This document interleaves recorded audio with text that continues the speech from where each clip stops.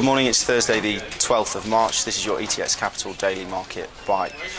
Surprise interest rate cut overnight by South Korea's central bank helped lift the index of Asian stocks away from previous session's 7-week trough. Nikkei finally finishing up at 189.91, up 1.43% on the day, the highest close for 15 years. US indices posted small losses, with the Dow closing down 0.16% to 176.35.39, and the S&P losing 0.19% to 2040.24. The retreating US indices hinting at investor caution that overall dollar strength could potentially erode multinational company earnings. So the DAX yesterday posted significant gains, closing at 118.05.99, up 2.6% on the day after a bullish run of 305 points, highlighting the contrast in monetary policy between Europe and the US. The euro continually losing value as a result of bond buying, which was launched earlier in the week, and the dollar becoming closer and closer to an interest rate rise to try and increase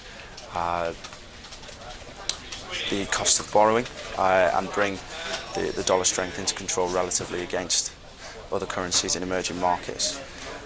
So euro lost 4.8% overall in the last 5 sessions, a decline not seen as rigorously since the European debt crisis of 2011 to 2012. The dollar edged down 0.1% against the yen to 121.29.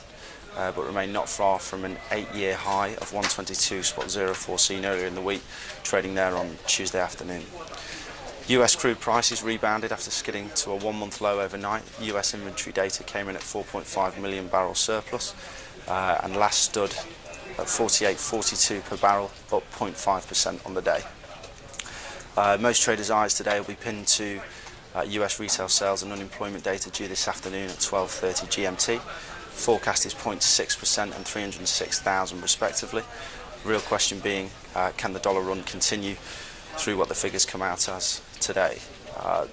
Equities wise, Morrison's this morning posted an annual profit loss down 52% from the previous year, an 8-year low, mainly contributed to Morrison's trying to compete with the discount retailers of Aldi and Lidl. Stocks trading down 2.5% this morning at 201.2.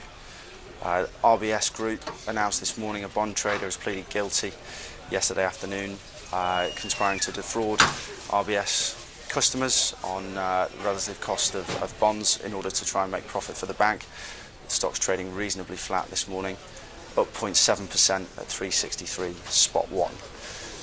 In the mining sector, BHP Billiton announced that they had a worker die in an Australian mine. Father of 2 and grandfather of 2 was killed in a truck accident. Stocks trading off, consequently down 0.8% at 14.61. That's all for today. Thanks for listening.